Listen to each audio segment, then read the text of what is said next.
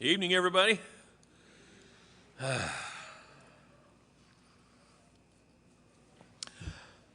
am very happy to be here tonight with you, getting back into the Word. I don't know if you feel the same way I do, but I just find myself being tired, and I don't think it has as much to do with physical expenditure of energy as it does the mental and emotional energy that we're spending just thinking about what's going on in the world and also what's going on in this congregation with all the construction, with the painting, with the roofing, and having gutters put on today. And things are just kind of in turmoil, and then we come in and we've got to stay separated by pews, and it's just crazy. So it's good to get back into the Bible and long for the easy, gentle life like David had. And if you're chuckling, one of those chuckling, you know that I'm being pretty facetious. I've got my tongue in my mouth. No, it's in my cheek. It's always in my mouth, but it's in my cheek. That's tongue in cheek. I'm not sure where that comes from, but anyway, that was a tongue in cheek thing. So let's start. We missed last week because of the construction, so we're picking up from 2 weeks ago. I'm sure you remember everything we talked about 2 weeks ago. So how did Saul die? And you know he died. How did he die? He died in battle, in combat. And who did he die with, or who died with him? His 3 sons. Jonathan was one of those, but he had 2 other boys, and they also died with Saul. Who was he fighting? The enemy. He was fighting the Philistines, or the Philistines. I pronounce it mostly Philistines. I'm not sure how they pronounce it, but Philistines is who he was fighting in where? Anybody remember? It's all in the last chapter there. A place called Mount Gilboa. That's where he was when he died. Who was David fighting at essentially the same time that Saul was fighting the Philistines? He was battling the Amalekites. Now, is there any significance to the fact that David is fighting the Amalekites? And he pretty much wipes them out, except the text says for 400 young guys that got away on camels. So if you need to make a fast escape, have a camel handy. That's the word we learn from this text. Well, is there any recollection about the Amalekites? Who was Saul sent to destroy early in his reign? God sent him to destroy the Amalekites. Did he do it? He didn't do it. He listened to the voice of the people. They saved the king alive and a lot of the good stock, animals and things like that. And so Saul was asked by Samuel, isn't it better to obey than to hearken to the voice of all these beasts? So that's the significant thing in my mind about David. He comes along, and what Saul did not do, David goes ahead and takes it on and finishes the Amalekites. Who had Saul consulted before going into battle? You could give me one of 2 people. One would be Samuel. But wait a minute, what about Samuel? He was dead. But did he consult with Samuel?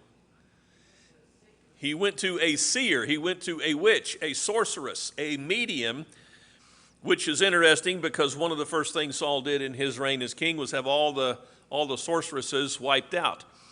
And yet there was one left. And so when his messengers came to her and said, hey, Saul wants to see you, she says, wait a minute, that's the guy that wiped out all the others like me. But anyway, he consulted with her, was able to see and hear Samuel from the grave. And what did Samuel tell Saul? What was the message? Tomorrow night, guess where you're going to be, Saul? You're going to be here with me. You're going to be in the grave. You will die between now and tomorrow night. So that was the whole sordid mess with Saul. Now, since Saul is gone, he's no longer king. David is able to be king, But here's one of the things that happens when Saul dies. This is the gratitude of Jabez Gilead. When the inhabitants of Jabez Gilead heard that what the Philistines had done to Saul, all the valiant men rose and walked all night, took the body of Saul and the bodies of his sons from the wall of Bethshan, and they came to Jabesh and burned them there. They took their bones and buried them under the tamarisk tree at Jabesh and fasted for 7 days.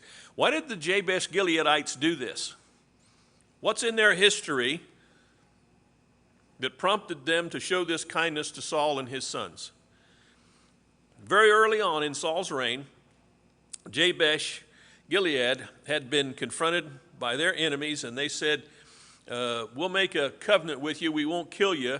If you'll just let us gouge out the right eyes of everybody and all the men in town. And they said, whoa, give us a while to think about this. And while they were thinking about it, which I don't think they were doing too much of, they sent for Saul, and Saul got a bunch of Israelites together, and they came and they delivered the Jabesh Gileadites. So these guys remembered.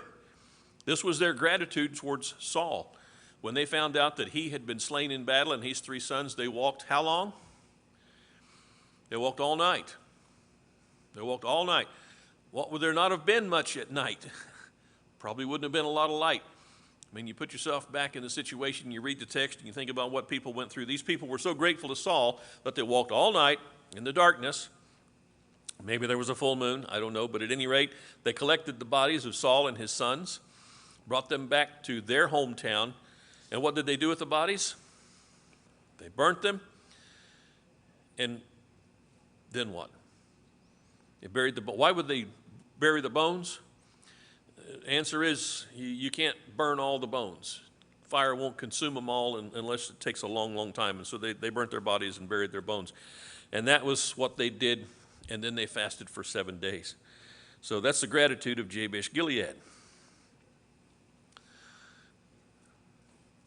2 Samuel chapter 1 says this, verse 1. Came about after the death of Saul, when David had returned from the slaughter of the Amalekites, that David remained 2 days in Ziklag. Tell me about Ziklag. Anybody? That was their hideout. That was the town they hung out in while they were fleeing, while David was fleeing from Saul. And so Ziklag was a place that they had made their temporary home. And so now they're going back to Ziklag. On the 3rd day, behold, a man came out of the camp from Saul with his clothes torn and dust on his head. And it came about when he came to David that he fell to the ground and prostrated himself. David said to him, from where do you come? He said, I've escaped from the camp of Israel. David said to him, how did things go? Please tell me. And he said, the people have fled from the battle. Also many of the people have fallen and are dead, and Saul and Jonathan, his son, are dead also. So David said to the young man who told him, how do you know that Saul and his son Jonathan are dead? The young man who told him said, by chance I happened to be on Mount Gilboa, and behold, Saul was leaning on his spear. Behold, the chariots and the horsemen pursued him closely.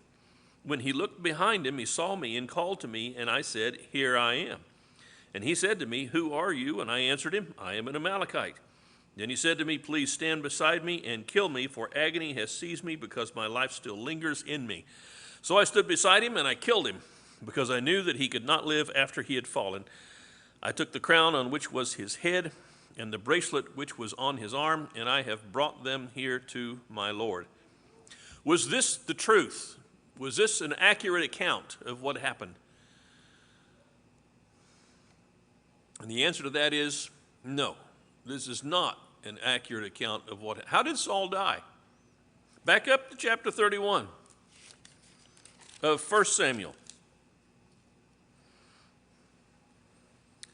Chapter 31, verse 2, the Philistines overtook Saul and his sons. Philistines killed Jonathan and Abinadab and Melchishua, the sons of Saul.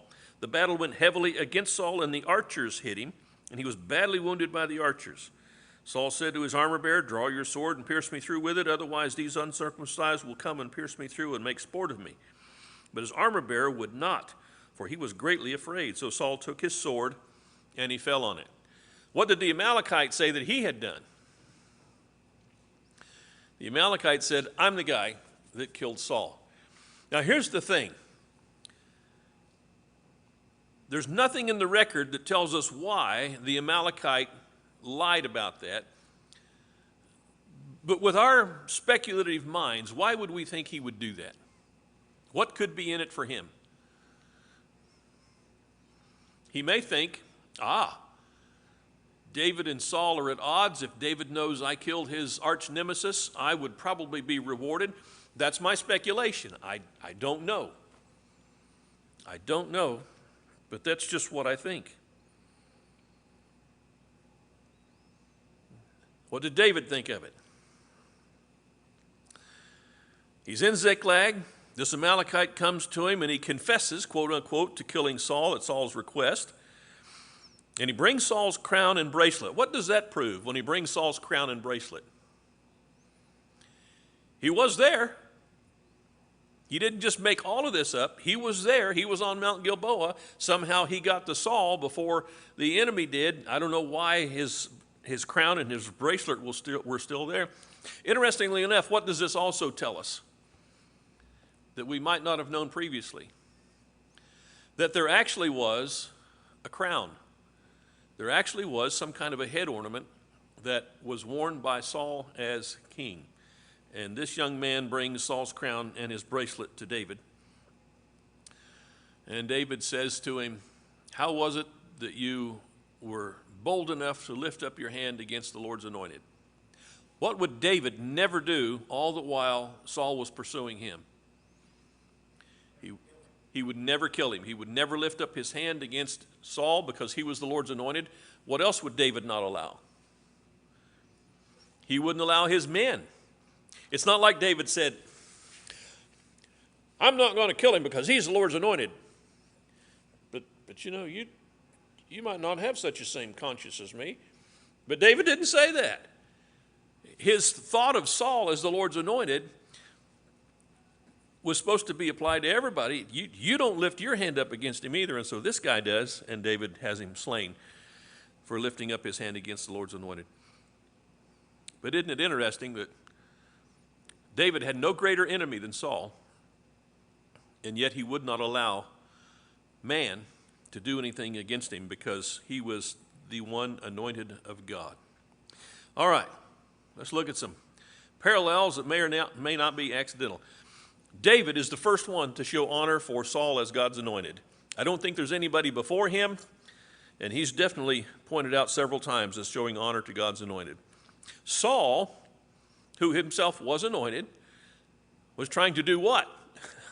He was trying to kill David, who was also anointed. Saul did not say to himself, "I can't lift my hand up against David. He's the Lord's anointed." That wasn't his mindset. Jabez Gilead honored the Lord's anointed. Whether it was out of gratitude for what he had done for them or whatever, they still honored Saul, the one who was the Lord's anointed. The Amalekite who lied about killing Saul was executed because he failed to honor God's anointed. Now let's think about all four of these situations. We've got David, first of all. He's a man after God's own heart. We would expect that a man who is thinking like God or trying to pattern his thoughts after the thoughts of God would think in this way: I will not lift up my hand. If God will not lift up his hand against him, I will not lift up my hand against him. So that was David, a man after God's own heart. Saul, you think about the leaders of Israel with Jesus. What were they continually trying to do throughout Jesus' 3-year ministry? To bring him down, put him to death, find an accusation against him. 3 years. 3 years Jesus was doing signs. Jesus was giving sight to the blind. Jesus was giving the lame back their legs, casting demons out of people, helping the dumb to speak and the mute to hear and speak, whatever problem you had. And there were so many maladies that Jesus took care of that we don't even have specific descriptions of. That's what he was doing for 3 years. And teaching truth. Marvelous truth. What did people say about his teaching? They said he taught as one who had authority, not like the scribes and Pharisees who were trying to kill him. So the leaders of Israel were parallel with Saul, trying to kill God's anointed. Jabez, Gilead. Think about the church. We, in our weak way, we do our best to honor the Lord's anointed, Jesus Christ. Every day we fail. Every day we're disappointed in ourselves because of things we think, we say, we do, but we still make the effort. We keep the faith to try to honor God's anointed. I see that with Jabez, Gilead, and I see that in us. And then, of course, there's that lying Amalekite. There's Judgment Day coming, because everybody who fails to honor God's anointed Son, Jesus Christ, will find themselves condemned on that day. Observations about this? Questions, comments, anything, anybody? Man, I worked hard on this. You guys are, man, you're not going to say anything. Okay, I'll go to my next cool slide. Turmoil. If we don't have enough turmoil already, we've got turmoil with David, Saul and Jonathan and those other two brothers being slain. And you know, we might look at that historically and think, oh, that's good for David because now Saul is out of the way, and there's no question about Jonathan taking the throne because Saul had it and Jonathan's his. All that's gone. We might look at it like that.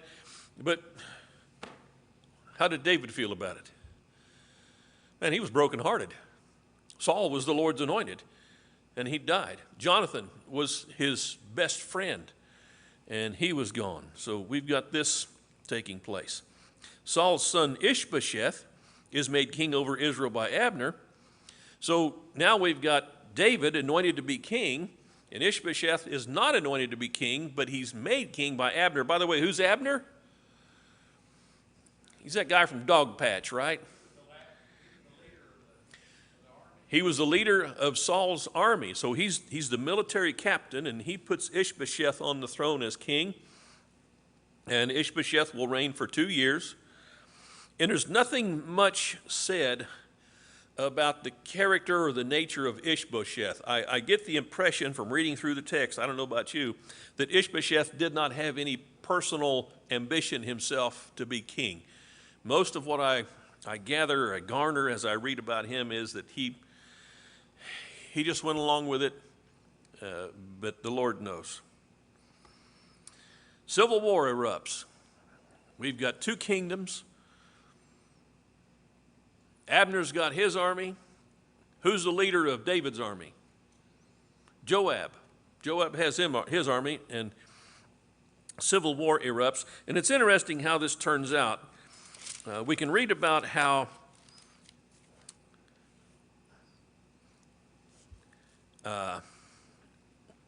Abner unwillingly kills Asahel. Now, Asahel is Joab's brother. And Joab and Abner have decided, let's have a meeting and let's talk things over. And when they get there, the young men that are with them rise up to have a contest. And what the contest is, they each grab each other by the head and they kill each other. So all the young men fall down dead. Abner gets up to flee, and Asahel starts running after him. Asahel, remember, is Joab's brother. And Abner's running, and Asahel is catching up to him because he's pretty fleet of foot. And Abner's running, and he's looking back saying, hey, stop following me. Turn over. Get the spoil out of that guy that's dead over there. Go get some riches for yourself. Don't follow me. I'm going to have to kill you if you keep following me. And he warned him twice, but he wouldn't stop following. And so Abner took a spear, and maybe he thrust it backward. I'm not sure how he did it, but he killed him with the butt end of a spear. Personally, I think if I was going to be killed with a spear, I would like to have the sharp end. I think it would be a little less painless, but that's not how it happened. But this is something that Abner did not want to do. He did not want to kill Asahel. He knew he was Joab's brother, and he knew, man, there's going to be real trouble if I have to kill his brother. And sure enough, there was later on. So we've got the civil war and this hard vendetta between Joab and Abner. Abner goes back, and he has a fuss with Ishbosheth over a concubine of his dad's. He had a concubine, or Saul had a concubine, and Abner wanted it. I mean, you can watch the soap opera as if you want to, Me, I just read the Bible. There's enough stuff in here, and it's fascinating to me that God chose to put it all in there. And to me, this shows that the book really is from God, because God tells us everything, the good and the bad, the black and the white, and this is what he puts in there about these facts. But he doesn't go into all the sordid details that people would be interested in. He just says, this is what happened. Saul had a concubine,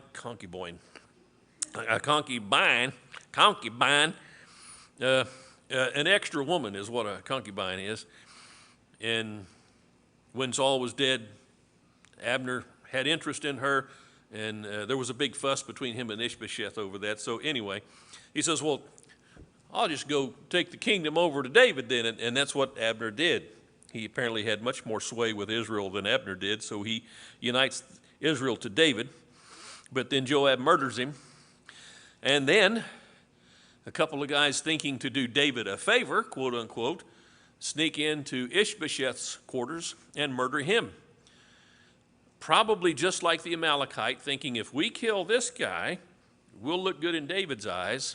And what does David do with these murderers? He executes them as well. So think about this. You're David.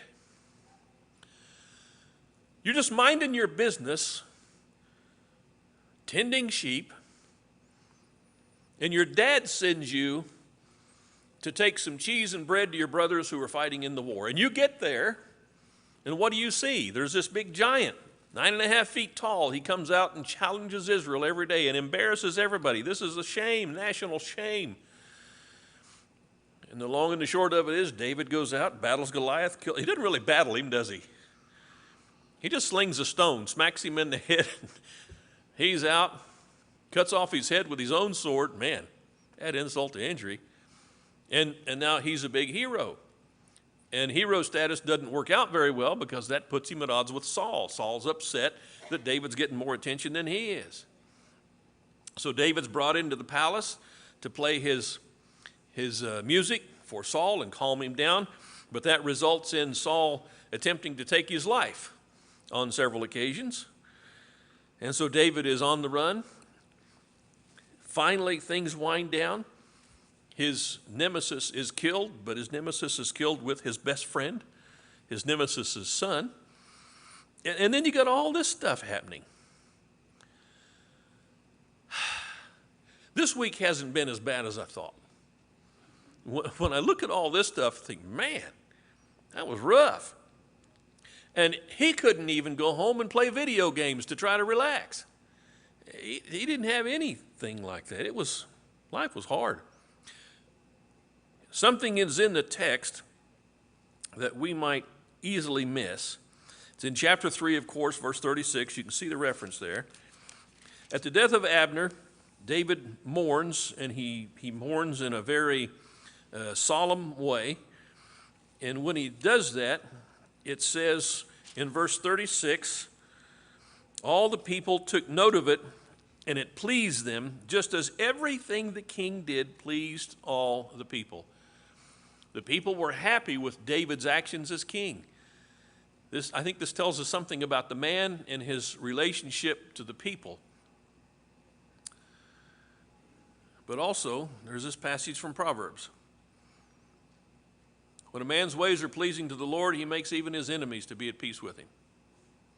Now, let me ask you something about this proverb. Is this an absolute?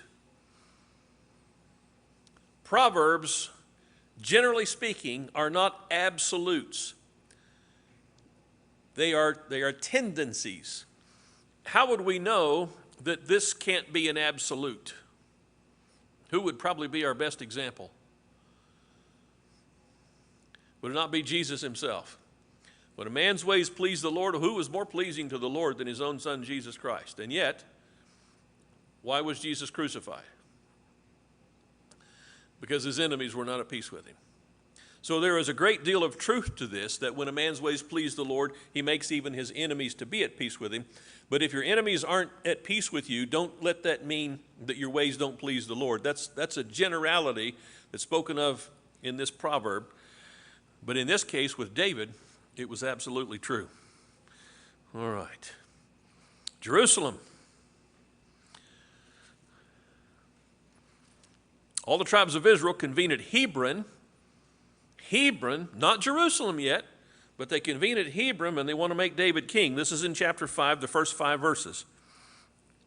All the tribes, in verse 1, came to David at Hebron and said, "Behold, we are your bone and your flesh. Previously, when Saul was king over us, you were the one who led Israel out and in. And the Lord said to you, you will shepherd my people Israel, and you will be a ruler over Israel." So what are the people observing about David? Number one, even while Saul was king, what was David doing? He was providing leadership in Israel. He was a servant to Saul, but he was serving as a military leader, leading the people out and leading them in. And the song that those ladies came up with, Saul has slain his thousands, but David his 10,000s, was something that the people evidently saw as true. What else did they say?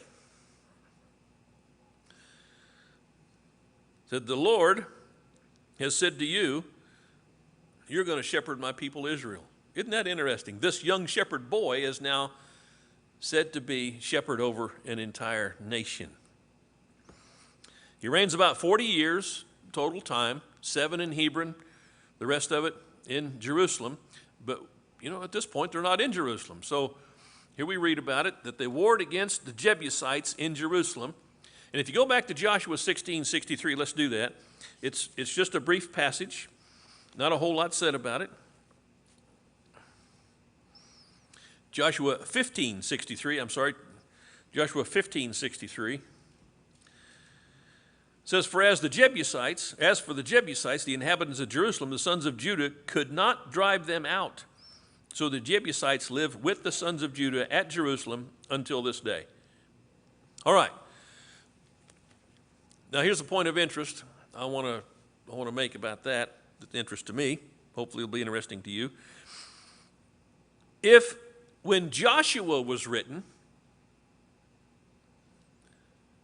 the Jebusites were still in Jerusalem, what does that tell us about the date of the writing of Joshua? The date of the writing of Joshua is quite a bit prior to what takes place in 2 Samuel chapter 5. Because in 2 Samuel chapter 5, David will come along and actually drive the Jebusites out of Jerusalem. Isn't this interesting? Saul didn't kill the Amalekites, but David came along and he killed the Amalekites. The Israelites, when they were going into the promised land, they never drove out the Jebusites like they were supposed to, but David drove out the Jebusites. It's just interesting to me how all of this is turning out. Jerusalem was taken, and the text says it came to be called the city of David. This is where it happens. 2 Samuel chapter 5. All right. One more troublesome circumstance as David begins his reign as king. David wanted to move the ark from Baal at Judah to Jerusalem. Care is taken to remind the reader in the text here that the ark was called by the name of God. You can see that in chapter 6, verse 2. David arose and went along with all the people who were with him to Baal of Judah to bring up from there the ark of God, which is called by the name, the very name of the Lord of hosts, who was enthroned above the cherubim. What is that name? And the answer is, we don't know. Anybody know why we don't know?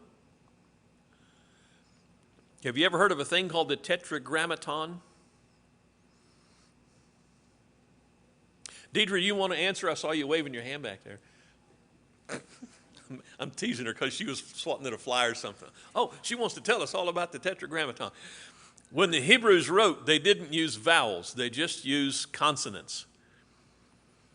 And the name of God was so holy to them that when they would come to the name of God, they eliminated the vowels for the purpose of giving reverence to God. And later on, they forgot what those vowels were. So they only had the consonants. I probably should have made a graphic for this. But you can look it up for yourself, do a little research. So as time progressed, they realized, we don't know what the name of God is that he had given them. By the way, what did God call himself before Moses on the mountain in Exodus? I am. I am that I am. That's who God is, the I am. He had a name. This is referencing it. The ark was called by that name, but we no longer know what that name was.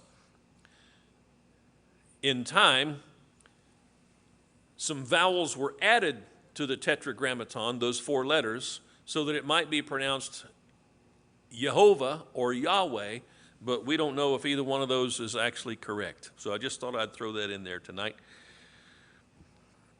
So they placed the ark on a cart for transport. Is that how it was supposed to be transported? The ark was supposed to be carried by the priest. It had rings on the corners. Acacia wood poles were supposed to be put through those rings. By the way, those acacia wood poles would have been covered with gold. So you got these golden rods, literally wood covered with gold, going through those rings, and the priests would pick up the ark by those poles without ever touching the ark. By the way, when they did that, prior to doing that, the ark would be covered with several layers of materials that God had specified so the ark would not be in danger of being touched. But here we are. Apparently that's been left behind. I don't know if the people are ignorant of that. It sounds like they are from what it says later in the text, but they put it on the cart. They're moving along, and this was a procession not without great fanfare.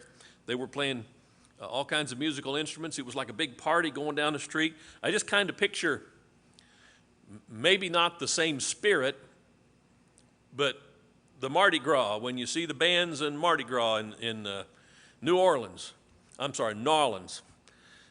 going down the street, and they're playing and marching, and everybody's having a big time. It's a big part. They're moving the ark, and this is a great time of festivity in the mind of David and with the people.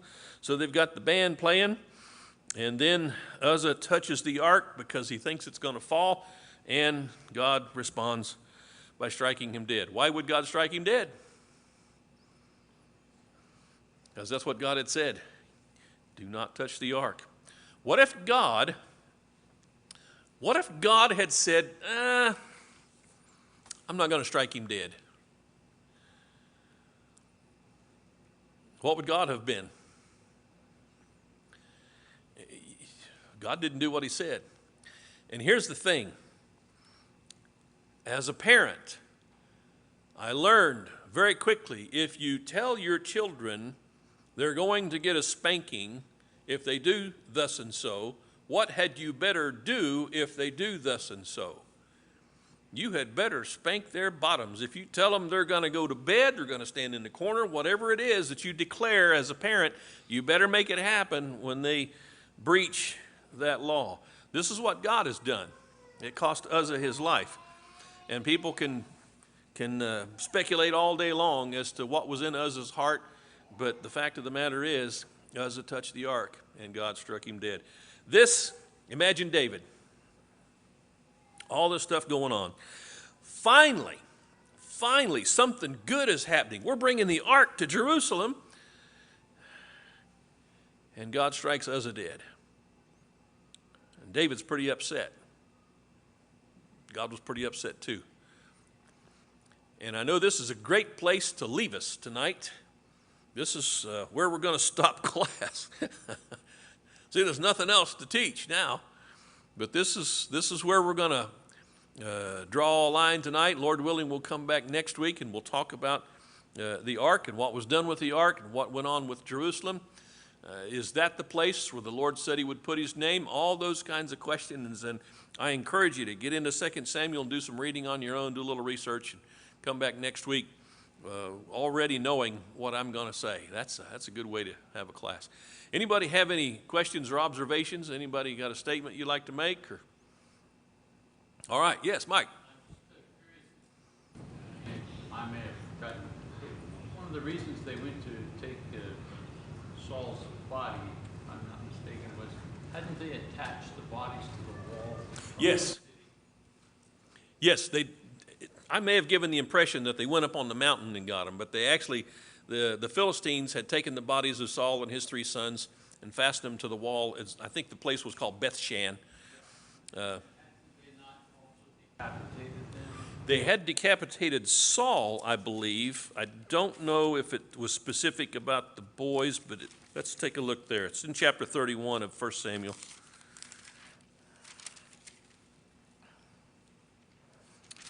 Let's see.